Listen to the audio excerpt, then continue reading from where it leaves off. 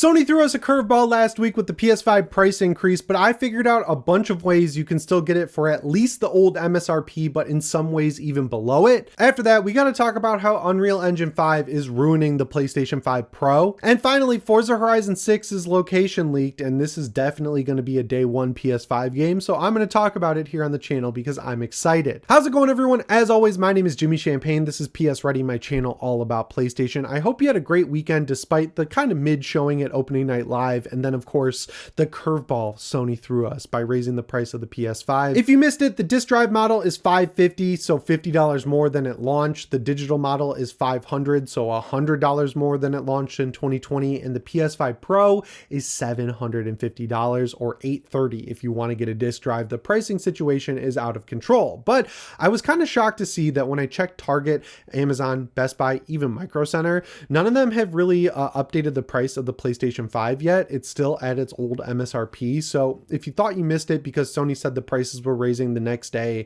after they announced the price change, it seems like for right now, at least, you can still get that old price, which is good because even that price was too expensive for a 5-year-old machine. But there is one more way you can save some money on the PlayStation 5. You'll have to get a launch unit and go refurbish, but it's through PlayStation Direct. And I honestly have no issue with refurbished consoles, especially considering when they're from the main maker of the console. Like Sony themselves is selling these consoles through PS Direct. So what I would guess is that their warranty repairs, that where, you know, you send in a console for warranty repair, they don't ever repair it. They just send you a brand new machine and then throw the one you sent in on a shelf. So when they get those, they'll take a big batch of them and rebuild them from scratch to be effectively brand new consoles. You might get a used controller at most, but the console itself is effectively brand new. Just some piece of it was probably owned by someone else, so they can't sell it as brand new because it's using stuff that was returned to them. And the pricing is really good. So the disc drive model is $400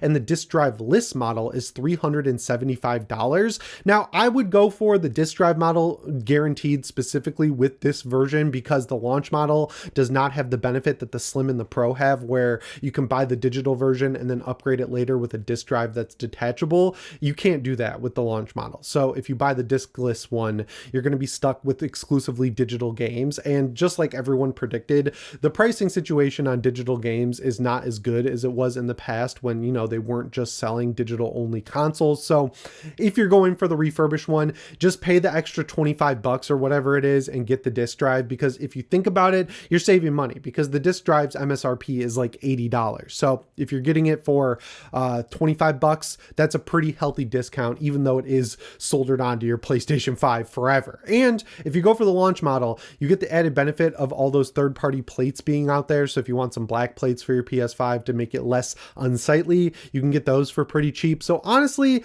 like as someone who uses the original PS5, the Slim and the Pro, I default to the Pro, of course, because I spent so much money on it, but I have no issue when I'm on my second floor desk and I'm playing some Gran Turismo on my launch PS5. Unlike other PS5 generations, the launch one holds up. It's not sounding like an aircraft carrier. It's not hot. It just works the same as the day I got it. So I think it's a great console and it's probably worth it. The point needs to be made though that it sucks that this keeps happening. Like on Sony's part, like a week before this all happened, they had their earnings call for, I guess, the second quarter of 2025. And they were like, yup, everything's going great. We're making tons of money. Shareholders are going to be happy. We're raking it in off of other people's live service games. We're catching up with the PS4. We're outpacing it in some ways. We'll probably beat it by the end of the generation. And we've stockpiled enough PS5s to make sure we won't have to raise the price. Then like a week later, they're like, sorry guys, we lied. We're updating the price of the PS5 by 50 bucks across the board. And then on Xbox's side, it's 10 times worse because they do the same rhetoric. They're like, yeah,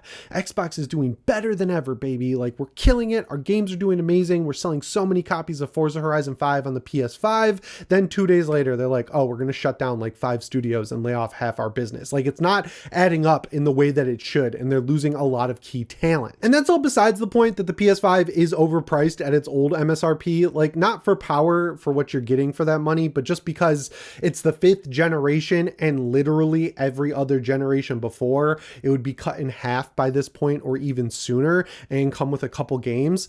It's not doing that at all. Like the cap of the PS5's price point at this point in its life cycle should be like 300, maybe 350, and then 450, 500 for the PS5 Pro. Like I get that inflation was crazy and you've got to counteract that, but the solve for that, even during during the 2008 recession was to lose money on the console and then make it up on game purchases and just ride the storm out. And of course, they also made the generation longer for that generation because they wanted to recoup their money. That's what helped the PS3 eventually overtake the Xbox 360 along with its great exclusives. But the point is, the price has not fallen, it's only increased. Like, yeah, it's awesome when you get a sale on the digital model, right? Like, oh, it's down to $400. But then if you were around the entire time, you're like, didn't this thing launch at $400? And if you think that, you're correct. So if you're one of the people who are looking to upgrade to the PlayStation 5, you've been dragging your feet, you've been lazy about it, you can get a good discount, which will bring it to the old MSRP. Or if you just want a brand new one, you can get it for the old MSRP at Target, Amazon, or Best Buy as of right now.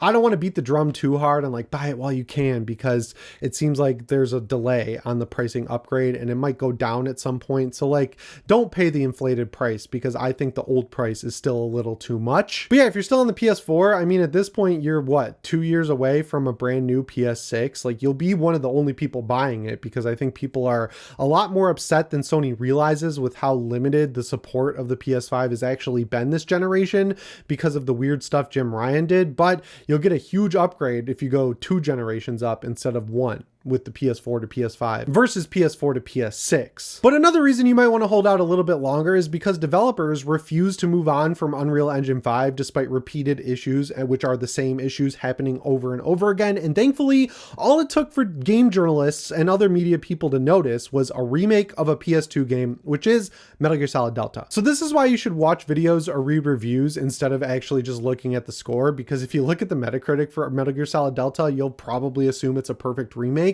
And I don't understand how some of these scores are happening, because a big chunk of every review is dedicated to how poorly this game performs. So on the regular PS5, you've got a performance mode, you've got a quality mode, 30 FPS, 60 FPS, flip those. So like 60 FPS, 30 FPS in performance and quality. The problem is this is Unreal Engine 5. So if you play in quality mode, you do get a higher base resolution that goes between 720 and 1080p and then does its best to upscale to 4K. Spoilers, that doesn't look very good if you're upscaling from such a low resolution. That's bringing us back to the PS4 Pro days, and it's unacceptable. And on top of that, because it's Unreal Engine 5, it stutters like crazy. So you're like, oh, well, I could just use the performance mode. And you shouldn't, because that just keeps it at 720p all the time. It drops as low as 24 FPS when you go underwater. And when you're moving the camera, it'll go from 30 to 60 and back again. And it's all over the place. And on top of that, it's mostly 720p being upscaled to 4K, which doesn't look good, because the original PS5 is using FSR, and it's an old version of FSR. So it just like doesn't look good at all. So if you're sitting there like, well, I don't have to deal with that because I have a PS5 Pro, I'm happy to tell you that the situation is even worse, because instead of having a performance and quality mode, it's just the quality mode with an unlocked frame rate. So it should be able to hit 60 FPS all the time. Of course it doesn't. It goes between 30 and 60 like crazy. It still drops below 30 when you're underwater, and it mostly runs at 720p. So this one's key benefit would be, in a normal situation, that it has PSSR instead of FSR. Because it's upscaling from such a low base resolution, PSSR can't do it. It just looks really freaking bad, because there's ghosting, there's pixelated effects, there's blurriness all over the place. And it's like, we're talking about this stuff as a technical breakdown, but like, there's no excuse to be releasing a game that runs as low as 720p on hardware this powerful. Like, we've seen it used well, we know it can be done, and this is a remake of a PS2 game. When I was reading reviews, I was like, these sound shockingly familiar to a new game from this year that used Unreal Engine 5 that was remaking a 360 game, Oblivion Remastered, and wouldn't you know it, it's still Virtuous doing this work. So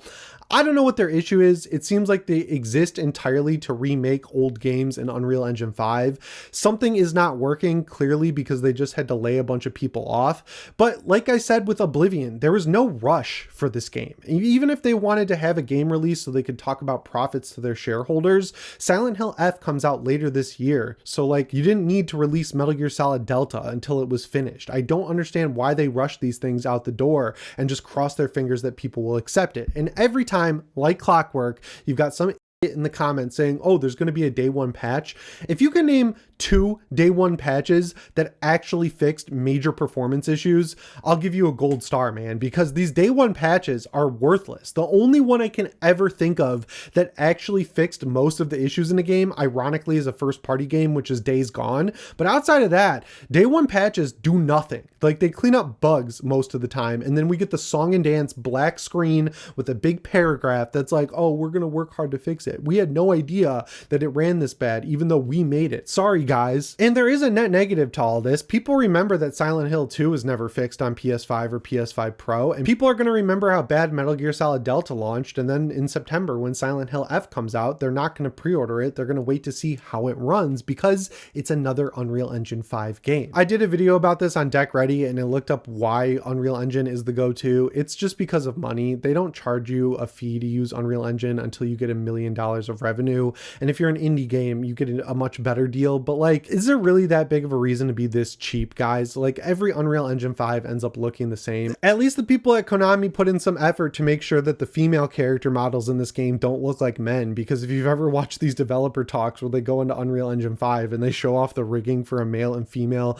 default body type, it's just a guy and then a guy with like A-cup boobs. It's super weird that that's how that works, but you know, what are you gonna do? So yeah, I'm just gonna wait to play this, and I'll get it at a cheaper price and it'll hopefully be fixed. But if we're going by the track record of Silent Hill 2, I'm not holding my breath, you know, like they seem to just give up once the game's out there, which is a huge bummer. But one game I am looking forward to on the PlayStation 5 is Forza Horizon 6. Now this actually leaked last week. I was kind of shocked that it didn't show up in June, and now it all makes sense. So someone who had a key truck had someone from the developer of Forza Horizon 6 fly out to Japan to scan their key truck for the game. And then people are like, oh, this game's totally going to be set in Japan, which was a rumor for a long time because people have been asking for it since the first Forza Horizon. And then Windows Central came out and corroborated the leak, saying that it's going to be announced at the Tokyo Game Show. It all kind of adds up, right? Like, you'd expect it to show up in June because all of the Forza Horizons were at the June showcase, then they release in the fall. But because you're setting the game in Japan, why not introduce it at the Tokyo Game Show? Unfortunately, I don't think it's going to have the quick turnaround that the last Forza Horizon did because, you know, it's being announced in September. I doubt they're going to shadow drop it or release it by the end of 2025, but I'm glad that it's being worked on because, you know, half the studio is working on Fable, and I couldn't care less about Fable. I think it's cool when studios branch out and do different types of games, but like, you shouldn't have done an open world AAA action RPG that's going to take 6 years to make when you're just cleaning up with one of the only good arcade open world racer games on the market. And I saw Windows Central saying that they don't expect this to a release on PS5 day one. Look at how well Forza Horizon 5 is selling on the PS5 4 or 5 years after it came out. There's no way they're missing that release date. Like, even if they had the original plan to do Xbox and PC first, when they saw how many copies of 5 have sold however many years after the game came out, there's no way they didn't change that plan immediately to include PS5 day one. I think Japan is a great setting for Forza Horizon.